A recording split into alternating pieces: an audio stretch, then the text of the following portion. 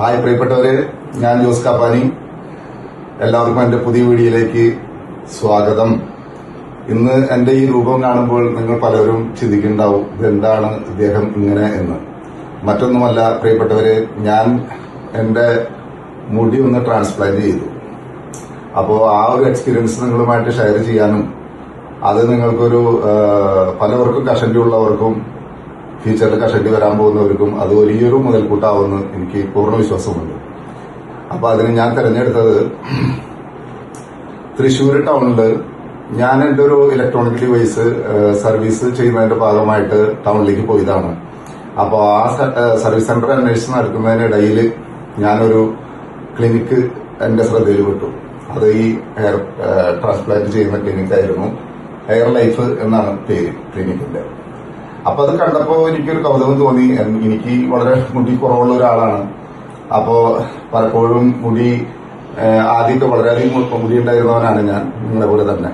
അപ്പോ ഒന്ന് കയറാം, ഇതിനെ കുറിച്ച് അന്വേഷിക്കാം. പലപ്പോഴും ഈ ഒരു പ്രൊസീജിയറിലേക്ക് പോകുന്നതിൽ വളരെ എക്സ്പെൻസീവ് ആണ് എന്നൊക്കെ ചിന്തിച്ചിട്ട് ഒരു ബാലികേറ മലയായിട്ട് എനിക്ക് തോന്നിയിട്ടുണ്ട്. പലർക്കും അങ്ങനെ തോന്നി പിന്മാറി നിൽക്കുന്നവരായിരിക്കാം. അപ്പോ അങ്ങനെയൊന്നും പിന്മാറേണ്ട ആവശ്യമില്ല. വളരെ അഫോർഡബിൾ ആണ്.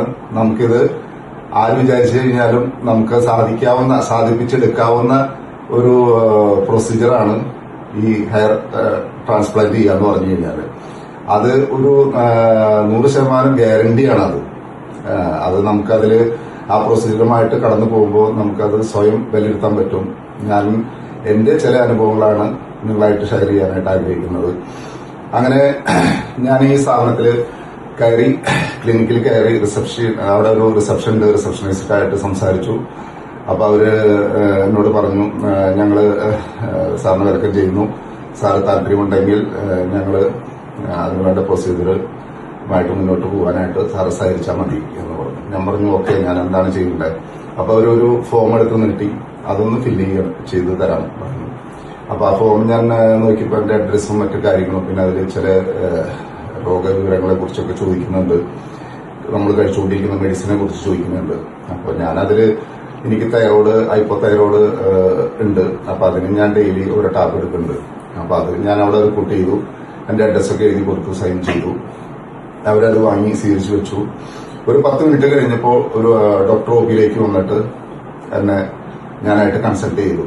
അങ്ങനെ ഡോക്ടർ എന്റെ മുടിയും മറ്റു കാര്യങ്ങളൊക്കെ പരിശോധിച്ചു വന്നിട്ട് പറഞ്ഞു, ഇദ്ദേഹത്തിന് ഒരു 3500 ഗ്രാഫ്സ് ചെയ്യാം. അത് ഫ്രണ്ടിൽ നിന്ന് ബാക്കിലോട്ട് ഒരു 4 വിരല് വീതി കിട്ടും. അത്രയും ഏരിയ കവർ ചെയ്യാനുള്ള മുടിയാണ് താങ്കൾക്കുള്ളൂ. അതൊരു ഫസ്റ്റ് ഘട്ടം എന്നോണം ചെയ്തിട്ട് പിന്നെ 6 മാസം വെയിറ്റ് ചെയ്തിട്ട് ബാക്കിൽ നിന്ന് എടുക്കുന്ന ആ മുടിയുടെ ആ തിരിച്ചുള്ള ഗ്രോ എത്രത്തോളം ഉണ്ടെന്ന് മനസ്സിലാക്കിയിട്ട് 2ാം ഘട്ടത്തിലേക്ക് കടന്ന് ഫുൾ കവർ ചെയ്യാം.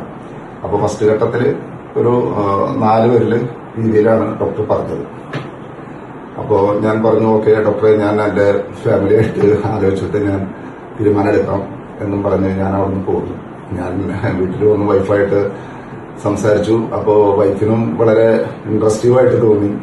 കാരണം എന്നെ മുടിയുള്ള ഒരു രൂപമല്ല എന്റെ ഇപ്പോഴത്തെ രൂപം. അപ്പൊ അത് തിരിച്ച് കിട്ടാനുള്ള ഒരു സാധ്യത ഇപ്പോൾ ഉണ്ടെന്ന് മനസ്സിലാക്കി വൈഫ് പറഞ്ഞു, ഞാൻ ചേട്ടനോടൊപ്പം കട്ടക്ക് സപ്പോർട്ടീവ് ആയിട്ട് നിൽക്കാം, ചേട്ടൻ മുന്നോട്ട് പോയിക്കൊന്നു പറഞ്ഞു. അപ്പോ സന്തോഷമായി. അങ്ങനെ ഞാൻ കുറച്ച് വീഡിയോകൾ ഇതിന്റെ ഈ ഹെയർ ട്രാൻസ്പ്ലാന്റ് വീഡിയോകൾ കാണാനായിട്ട് ഇടവന്നു. അപ്പോ അത് കണ്ടപ്പോ സത്യത്തില് പലപ്പോഴും ഇത് എന്തെങ്കിലുമൊക്കെ സൈഡ് എഫക്ട് വരാനുള്ള സാധ്യതയുണ്ട്, ഇൻഫെക്ഷനും മറ്റൊക്കെ വരാനുള്ള സാധ്യതയുണ്ട്. അപ്പൊ ഇത് നമുക്ക് അനുയോജ്യമല്ല എന്നുള്ളൊരു ചിന്ത എന്നെ അലട്ടി. ഞാൻ അതിൽ നിന്ന് സ്കിപ്പ് ചെയ്യാനായിട്ട് ആഗ്രഹിച്ചു. പക്ഷെ അങ്ങനെ ഇരിക്കുന്ന വേളയിൽ അവര് അവിടെ നിന്ന് എനിക്ക് ഫോൺ ചെയ്തു, സാറ് ഇവിടെ നിന്ന് പോയിട്ട് പിന്നെ തീരുമാനങ്ങളൊന്നും അറിയിച്ചില്ലല്ലോ, നിങ്ങൾ ഇൻട്രസ്റ്റ് ആണെങ്കിൽ ഞങ്ങള്. അപ്പൊ അവരെ കുറച്ച് ബ്ലഡ് ടെസ്റ്റും, നമ്മുടെ ഹെൽത്ത് വളരെ പ്രധാനപ്പെട്ടാണ് കേട്ടോ. ഏത് ഏജ് ഉള്ളവർക്കും ഇത് ചെയ്യാം, പക്ഷെ ഹെൽത്ത് ഉണ്ടാവണം, നമ്മുടെ തലയില് ബാക്ക് സൈഡിൽ മുടി ഉണ്ടാവണം. ഇതാണ് മാനദണ്ഡം.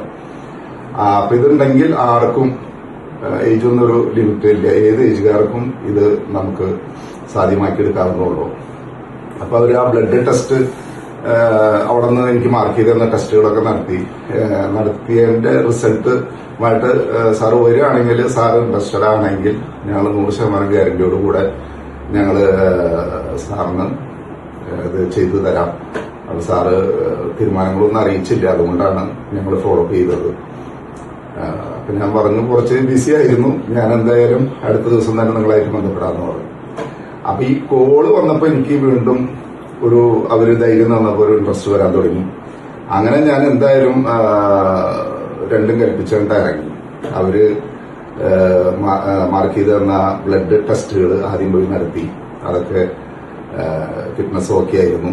അത് ഞാൻ സെൻഡ് ചെയ്ത് കൊടുത്തു. പിന്നെ അവർ ECG എടുക്കണമെന്ന് പറഞ്ഞു. കാരണം എന്റെ ഏജ് എനിക്കൊരു 59 ആയി. അപ്പൊ പ്രത്യേകിച്ച് ECGയുടെ ആവശ്യകതയും അവർ പറഞ്ഞു. അതും ചെയ്തു, അതും നോർമലായിരുന്നു.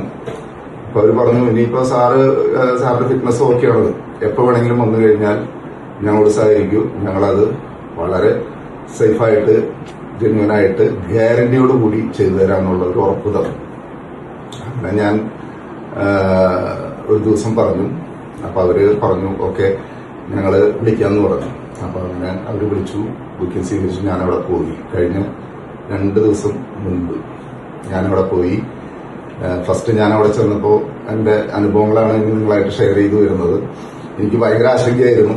അപ്പൊ ഞാൻ അവിടെ ചെന്നെങ്കിലും അവിടെ നിന്ന് എങ്ങനെയെങ്കിലും ഒന്ന് സ്കിപ്പ് ആവുക, കാരണം അവരായിട്ട് ഞാൻ കോണ്ടാക്ട് ചെയ്തു, ഇത്രയും കാര്യങ്ങൾ മുന്നോട്ട് വന്നതല്ലേ. അപ്പൊ അതുകൊണ്ട് നമ്മള് ഒരു വഞ്ചന കാണിക്കരുതല്ലോ. അപ്പൊ അതുകൊണ്ട് എങ്ങനെയെങ്കിലും സ്കിപ്പ് ചെയ്യുന്നതിന്റെ ഭാഗമായിട്ട് എനിക്ക് പ്രത്യേകിച്ച് ഒരു കഴുത്തുവേദനയുടെ പ്രശ്നം ഉണ്ടായിരുന്നു. അത് ഞാൻ അവിടെ റിപ്പോർട്ട് ചെയ്തിരുന്നില്ല. ഞാൻ പറഞ്ഞു ഇങ്ങനെ കഴുത്തുവേദനയുണ്ട്, ഷോൾഡർ പെയിൻ ഒക്കെ എനിക്ക് ഇടയ്ക്ക് വരാറുണ്ട്, ഞാൻ അതിന്റെ ട്രീറ്റ്മെന്റ് എടുക്കാറുണ്ട്. അപ്പൊ ഇത് ചെയ്താൽ നീരിറങ്ങി അത് വഷളാകാനുള്ള ഏറെ സാധ്യതയില്ലേ എന്നൊക്കെ ചോദിച്ചപ്പോ ഒരു ജൂനിയർ ഡോക്ടർ എന്റെ അടുത്ത് പറഞ്ഞു എന്നാ സാറ് ആ ട്രീറ്റ്മെന്റ് എടുത്ത ഡോക്ടറുടെ കൺസെന്റ് വേണമെന്ന് പറഞ്ഞു. അങ്ങനെ വേണമെന്ന് പറഞ്ഞിട്ട് അപ്പൊ എനിക്ക് സന്തോഷമായി. ഇത് പറഞ്ഞ് അവിടുന്ന് സ്കിപ്പായി പോരാനായിരുന്നു എന്റെ ഉദ്ദേശം.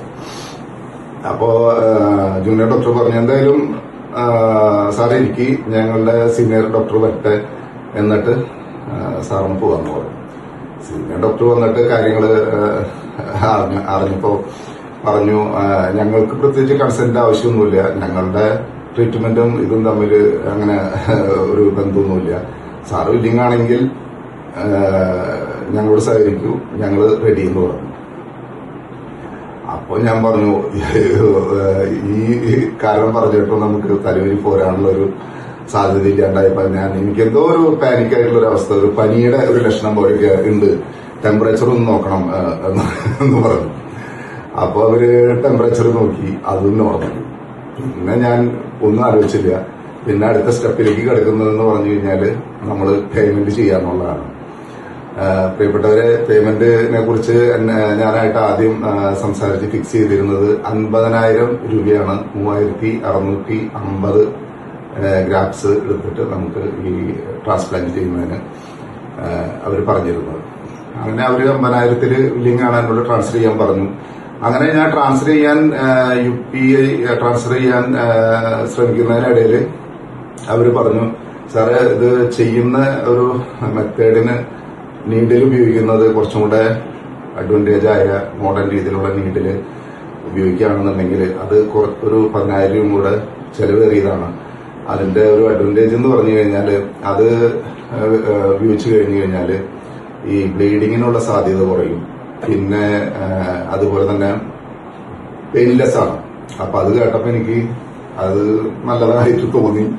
10,000 കൂടെ ഞാൻ ആഡ് ചെയ്ത് അങ്ങനെ 60,000 പേയ്മെന്റ് ട്രാൻസ്ഫർ ചെയ്തു. അവർക്കത് അതിനുശേഷമാണ് പിന്നെ അടുത്ത നമ്മള് പ്രൊസീജിയറിലേക്ക് കിടക്കുന്നത്. അങ്ങനെ തന്നെ അവിടെ ഒരു ചെറിയ ചെല്ലുന്നവർക്ക് ഇരിക്കാനുള്ള ചെറിയൊരു ലോഞ്ച് പോലെ ഒരു റൂമുണ്ട്. അവിടെ ഇരുത്തി ഒരു നഴ്സ് വന്ന് ചോദിച്ചു സാറ് TT എടുത്ത് ഈ 6 മാസത്തിനിടയിൽ എങ്ങനെ എടുക്കേണ്ടതായിട്ട് വന്നിട്ടുണ്ടെന്ന് ചോദിച്ചു. ഞാൻ പറഞ്ഞു അങ്ങനെ ഒരു സംഭവം നടന്നിട്ടില്ല എന്ന് പറഞ്ഞു. അപ്പൊ അങ്ങനെ TT നിർബന്ധമായിട്ട് എടുക്കേണ്ടതുണ്ട് എന്ന് പറഞ്ഞു. TT എടുത്തു. അത് കഴിഞ്ഞ് പിന്നെ നെക്സ്റ്റ് അടുത്ത ഒരു സെലൂണാണ്, അതിനകത്തോട്ട് കടത്തി ഫുള്ള് ട്രിം ചെയ്തു. അങ്ങനെ ട്രിം ചെയ്ത ഒരു രൂപത്തിലാണ് നമ്മളിപ്പോ എന്നെ കാണുന്നത്. അതിനുശേഷം പിന്നെ അവര് എനിക്ക് കുറച്ച് മെഡിസിൻ അവിടെ നിന്ന് തന്നു. 2-3 ടൈപ്പ് ടാബ് തന്നു. പെയിൻ കില്ലർ ഉണ്ട് അതിൽ, പിന്നെ ഗ്യാസിന്റെ ഉണ്ട്, പിന്നെ ബ്ലീഡിങ് വരാതിരിക്കാനുള്ള ഒരു ടാബ് ഉണ്ട്. അങ്ങനെ ഒരു 3 ടാബ് ഞാൻ കഴിച്ചു. അത് കഴിച്ചതിന് ശേഷമാണ് എന്നെ ഈ സർജിക്കൽ തിയേറ്ററിലേക്ക് എന്നെ പ്രവേശിപ്പിക്കുന്നത്. അങ്ങനെ അവിടെ കടന്നു എന്നോട് അതിന് പ്രത്യേകമായിട്ട് സജ്ജീകരിച്ചിരിക്കുന്ന ഒരു ബർത്ത് പോലൊരു സംവിധാനമുണ്ട്. അവിടേക്ക് കമിഴ്ന്ന് കിടക്കാൻ പറഞ്ഞു. കമിഴ്ന്ന് കിടക്കാൻ പറഞ്ഞ് അവര് മുടിയെടുക്കേണ്ട ഏരിയ അത് പ്രത്യേകം മാർക്ക് ചെയ്തു. അത് 2ആയിട്ട് വിഭജിച്ചു. അതിൽ ഒരു സൈഡ് ഇന്ന് അവര് എടുക്കും, അത് പ്ലക്ക് ചെയ്യും, പിന്നെ അത് ട്രാൻസ്പ്ലാന്റ് ചെയ്യും നമ്മുടെ ഈ മുൻഭാഗത്തേക്ക്. അങ്ങനെയാണ് പറഞ്ഞത്. അപ്പോൾ 2 ദിവസങ്ങളായിട്ടാണ് ഇതിന്റെ പ്രൊസീജിയർ കംപ്ലീറ്റ് ആയത്. ഫസ്റ്റ് ഡേയിൽ അവർ ഒരു പാർട്ട് ഒരു ആദ്യം എനിക്ക് ലോക്കൽ അനസ്തേഷ്യ ആണ് തന്നത്. അപ്പൊ അതാണ് ഇതില് ഇപ്പം നമ്മള് അല്പം സഹിക്കേണ്ടതായിട്ടുള്ളൂ.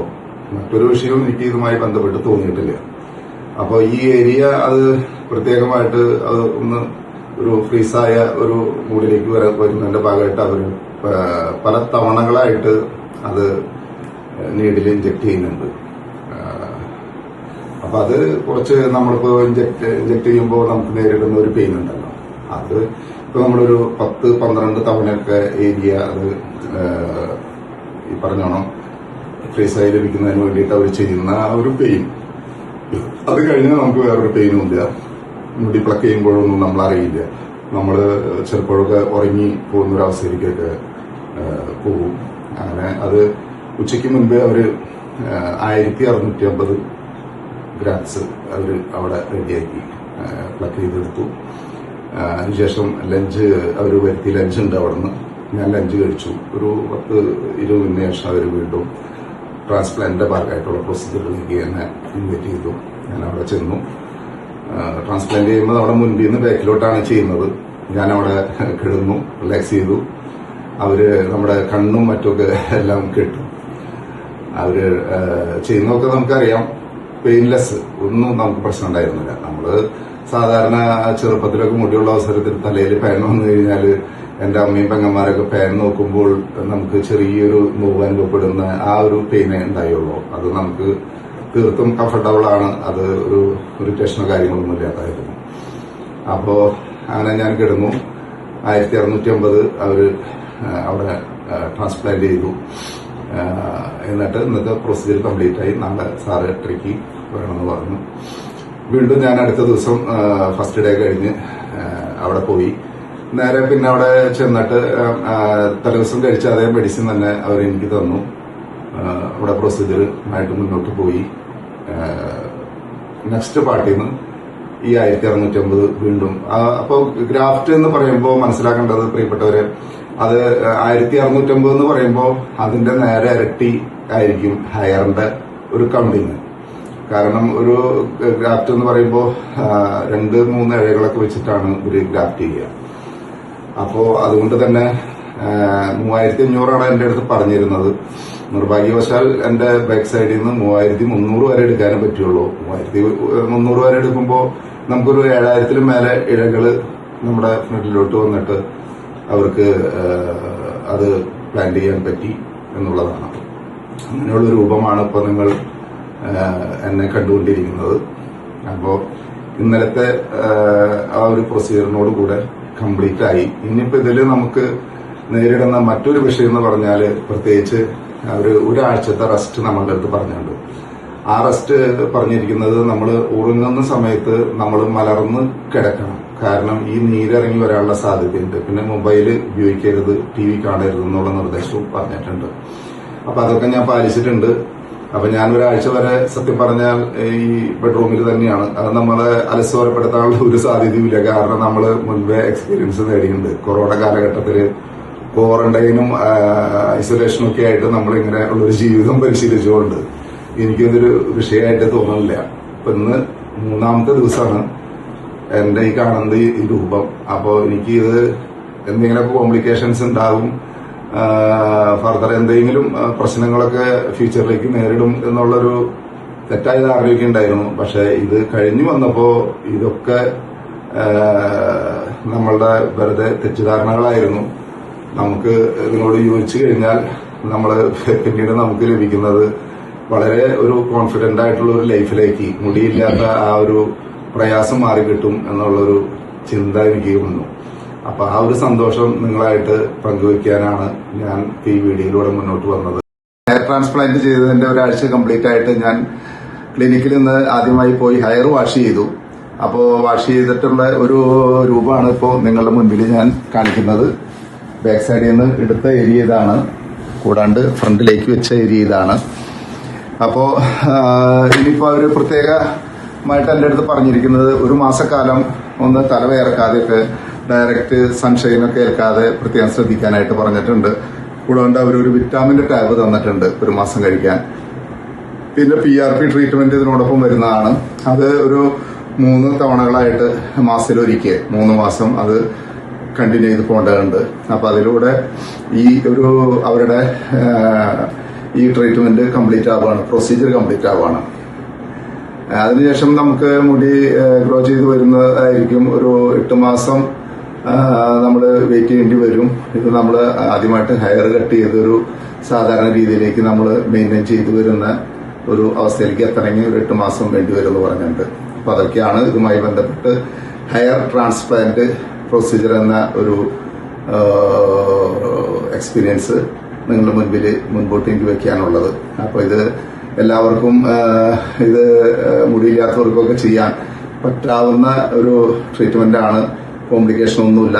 ഞാനിപ്പോ ഇതുവരെയുള്ള കാര്യങ്ങളിലൊക്കെ വളരെ കോൺഫിഡന്റ് ആണ്, വളരെ സാറ്റിസ്ഫൈഡ് ആണ്. അപ്പൊ അത് നിങ്ങൾക്കൊരു പ്രചോദനമാവട്ടെ. നിങ്ങൾക്കും താല്പര്യമുള്ളവർക്ക് മുന്നോട്ട് വരാം, നല്ലൊരു ക്ലിനിക്ക് തിരഞ്ഞെടുക്കാം. ഇവിടെ ഇപ്പോൾ ഞാൻ ചെയ്ത എന്റെ എക്സ്പീരിയൻസ് മുൻപ് ചെയ്ത വീഡിയോയിൽ വളരെ വിശദമായിട്ട് എല്ലാം തന്നെ ഞാൻ പറയുന്നുണ്ട്. കൂടാണ്ട് ഇപ്പോൾ ഒരാഴ്ചയ്ക്ക് ശേഷം ഹെയർ വാഷ് ചെയ്തതിനു ശേഷമുള്ള വിശേഷങ്ങളാണ് നിങ്ങളായിട്ട് ഞാൻ പങ്കുവച്ചത്. അപ്പോൾ എല്ലാവർക്കും ഒരു നല്ല ദിവസം നേരുന്നു. ബൈ.